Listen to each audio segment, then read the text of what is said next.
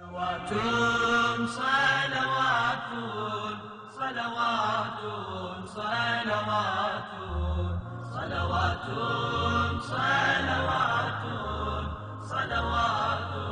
صلوات۔ جب امام رضا علیہ السلام نے مامون عباسی کی ولی عہدی کو قبول کیا، بہت سارے لوگوں کو امام کے اس عمل پر بہت تعجب ہوا کہ کس طرح امام نے مامون کی ولی عہدی کو قبول کیا ہے۔ یہاں تک کہ امام کے دوست بھی امام کے اس عمل سے لاجواب ہو گئے، اور یہ سوال ان لوگوں کے ذہنوں میں باقی رہا۔ ایک شخص جس کا نام ریان تھا، جو یاران امام میں سے تھا، امام سے کہنے لگا: اے رسول خدا کے فرزند، جبکہ آپ نے اس دنیا سے کنارہ کشی کر لی ہے اور آپ اس قدر زاہد ہیں، تو پھر کس طرح سے آپ نے مامون کی ولی عہدی کو قبول کیا؟ امام نے فرمایا: خدا بہتر جانتا ہے میں اس ولی عہدی کے مقام سے کتنا بیزار ہوں، لیکن جب مجھے ولی عہدی اور موت کے درمیان کھڑا کر دیا گیا، تب میں نے ولی عہدی کو قبول کیا۔ اور کس طرح سے لوگ مجھ پر الزام لگا رہے ہیں، جبکہ حضرت یوسف جو کہ پیغمبر الہی تھے، لیکن لوگوں کے مال اور اموال کی حفاظت کے لیے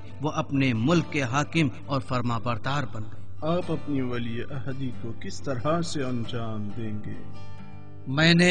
زور اور زبردستی سے ولی عہدی کو قبول کیا ہے، کیونکہ مامون نے مجھے کہا کہ اگر ولی عہدی کو قبول نہیں کرو گے تو میں تمہارے سر کو قلم کر دوں گا، اور میں اپنے خدا سے مدد طلب کرتا ہوں اور مامون کے ظلم کی شکایت خدا کی بارگاہ میں کرتا ہوں۔ آپ نے ولی عہدی کو کیوں قبول کیا جبکہ آپ کا ولی عہدی اور حکومت سے کوئی سروکار نہیں؟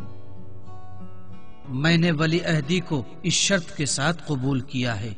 کہ میں مامون کے کسی کام میں دخل اندازی نہیں دوں گا، اور میرا اور اس کی سلطنت اور حکومت سے کوئی سروکار نہیں ہوگا۔ کیا مامون نے آپ کی شرط کو قبول کیا ہے؟ ہاں، مامون نے میری اس شرط کو قبول کیا ہے، اور ایک دن اس نے مجھ سے کہا: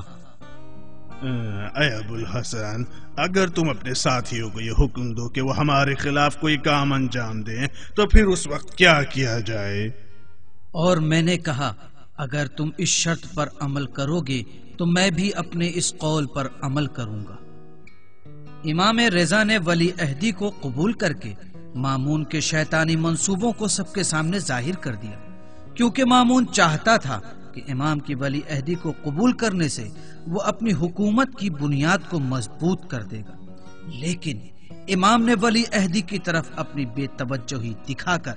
اپنے آپ کو قتل ہونے سے نجات دی۔ صلوات صلوات